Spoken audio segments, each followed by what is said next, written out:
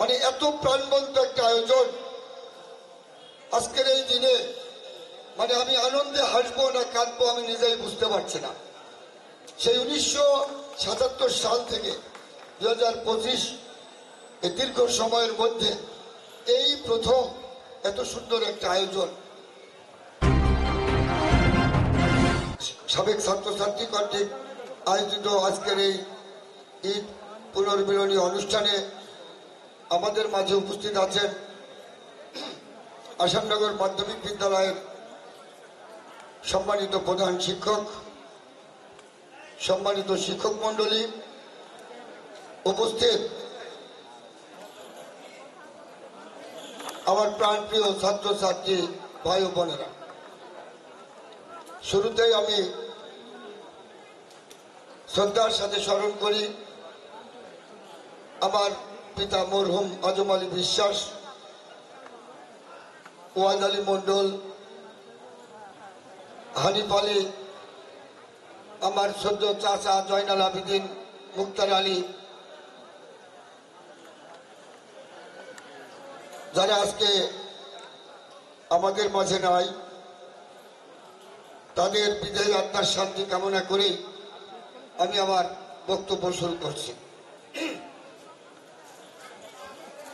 পবিত্র ঈদ উল ফিতর, এই ঈদের আনন্দকে পরিপূর্ণতা করার জন্যই আজকের এই ঈদ পুনর্মিলনী অনুষ্ঠান।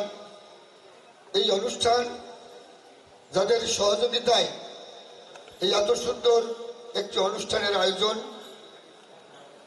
আমি আমার পক্ষ থেকে তাদের সকলের প্রতি আমি কৃতজ্ঞতা জানাচ্ছি। পাশাপাশি আমি কৃতজ্ঞতা জানাচ্ছি আমাদের এই প্রতিষ্ঠানের প্রাক্তন ছাত্র ছাত্রী ভাই ও বোনদের, যারা বিভিন্ন কর্মব্যস্ততার মাঝেও আজকের এই অনুষ্ঠানে উপস্থিত হয়ে আমাদের এই অনুষ্ঠানের মানে সাফল্যমণ্ডিত করার সুযোগ করে দিয়েছেন। আমরা এতক্ষণ অনেক মূল্যবান এবং গুরুত্বপূর্ণ আলোচনা শুনলাম। আসলে আজকের এই অনুষ্ঠান মানে এত সুন্দর, মানে এত প্রাণবন্ত একটা আয়োজন আজকের এই দিনে, মানে আমি আনন্দে হাসবো না কাঁদবো আমি নিজেই বুঝতে পারছি না। সেই 1977 সাল থেকে 2025 এই দীর্ঘ সময়ের মধ্যে এই প্রথম এত সুন্দর একটা আয়োজন। আমি যারা আয়োজন করেছেন তাদের প্রতি আবারও কৃতজ্ঞতা জানাচ্ছি। সত্যি তারা প্রশংসা পাওয়ার দাবিদার। অনেক মূল্যবান আলোচনা শুনলাম। যারা এই শিক্ষা প্রতিষ্ঠান গড়তে গিয়ে অনেক অবদান রেখেছেন, অনেকেই দুনিয়ার মাঝে নাই। আজকে যদি তারা বেঁচে থাকতো, সত্যি তারা তাদের নিজেদেরকে ধন্য মনে করত। এই প্রতিষ্ঠানটি সেই হাঁটি হাঁটি পা পা করে আজকে সেই 3 তলা বিল্ডিং। আমি এতক্ষণ আমার আগের বক্তা আজকের এই অনুষ্ঠানের সবচাইতে সিনিয়র, যিনি 1983 সালে এসএসসির ব্যাচ। তো সিনিয়রের দিক দিয়ে আমি কিন্তু সেকেন্ড পজিশন, কারণ আমার চাচা মশিউর রহমান সেন্টু 1983 সালে এসএসসি, আমি 1986 সালের এসএসসি, কারণ আমি সেকেন্ড পজিশন। আমি তার বক্তব্য গুরুত্ব সহকারে শুনছি।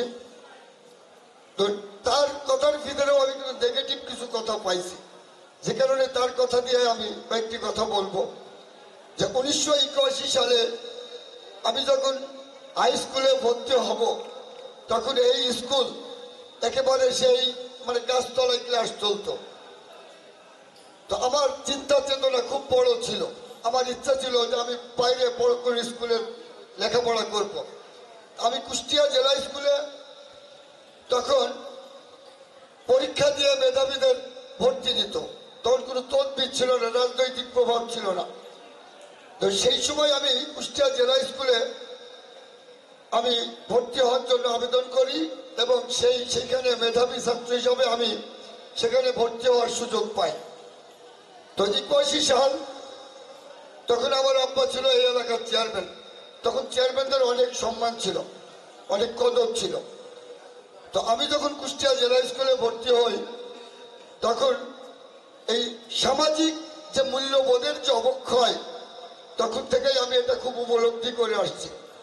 তখন এলাকায় যারা প্রতিপক্ষ তারা বিভিন্নভাবে এটা নিয়ে সমালোচনা করতে লাগে যে চেয়ারম্যান এই স্কুল প্রতিষ্ঠা করছে আর তার ছেলে কুষ্টিয়া জেলা স্কুলে পড়বে, তা কখনো হয়? তো আজকে সেই সব আলোচনা সমালোচনার কারণে আমি 1982 সালে কুষ্টিয়া জেলা স্কুল ছেড়ে এই আসাননগর মাধ্যমিক বিদ্যালয়ে ভর্তি হই। তো আমার দুর্ভাগ্য, আমি 1 বছর এই স্কুলে পড়ার সুযোগ পাই। ঝড়ে এই ঘর সব ভেঙে ফেলার কারণে স্কুল মানে 2 বছর বন্ধ ছিল। আমি তখন হাটপাল স্কুলে গিয়ে ভর্তি হই এবং ওখান থেকে এসএসসি পাস করি। যাই হোক, তখন আমারও একটা চিন্তা চেতনা ছিল যে আমি একা বাইরের স্কুলে লেখাপড়া শিখে আমি মানুষের মতো মানুষ হব আর এলাকার মানুষ শিক্ষা থেকে বঞ্চিত হবে, তা কখনো হয় না। তো সেই দিন কিন্তু আমি আমার নিজের স্বপ্ন আমি জলাঞ্জলি দিয়ে আমি এলাকার স্বপ্নের দিকে লক্ষ্য দিয়েছিলাম। তো আজকে সেই দীর্ঘদিন পর আজকে এই মঞ্চে দাঁড়িয়ে যখন কথা বলছি, আমাদের মাঝে অনেক উচ্চ শিক্ষায় শিক্ষিত বিশ্ববিদ্যালয় পড়ুয়া ছাত্র, বিভিন্ন দায়িত্বশীল কর্মকর্তারা এখানে উপস্থিত, তারাও অনেক মূল্যবান বক্তব্য রাখলেন। সবচাইতে বড় কথা যে আমরা এই যে আসাননগর বিদ্যালয়ের দীর্ঘদিনের যে শিক্ষার্থীরা এখানে উপস্থিত হয়েছেন, সত্যি এটা একটা অতুলনীয় একটা অনুষ্ঠানে আমি মনে করি। তা আমি সকলের প্রতি কৃতজ্ঞতা জানাচ্ছি। পাশাপাশি আমি ছোট্ট একটা গল্প বলেই আমার কথা শেষ করব। আমি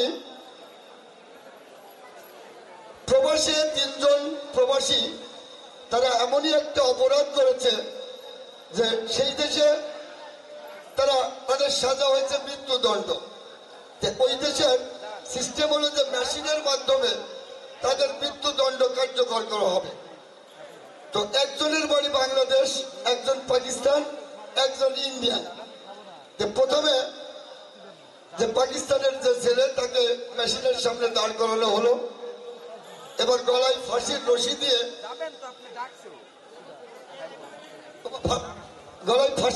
দেওয়ার আগে জিজ্ঞেস করা হলো যে তোমার কোনো খায়েশ টায়েশ আছে কিনা, যদি কিছু থাকে বলো। তখন বলে যে আমার মায়ের সাথে একটু দেখা করবো মারা যাওয়ার আগে।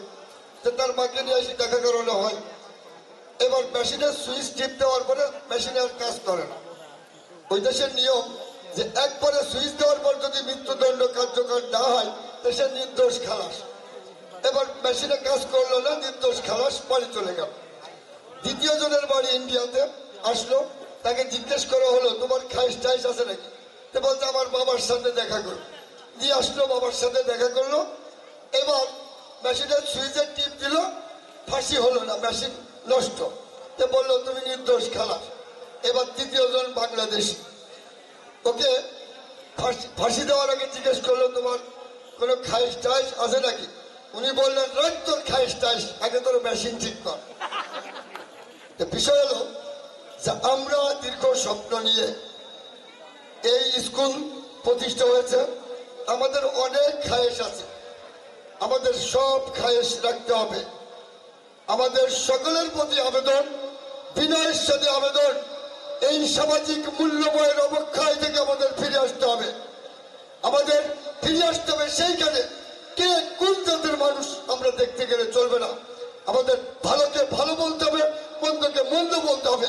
আপনারা যারা উপস্থিত হয়েছেন, আপনারা এই সমাজের বিবেক, আপনাদের সকলের সহযোগিতায়, আপনাদের জ্ঞান বুদ্ধি বিবেক দিয়ে এই সমাজের মূল্যবোধের অবক্ষয় থেকে আমাদের ফিরে আসার বুদ্ধি মেধা আপনারা ক্ষয় করবেন।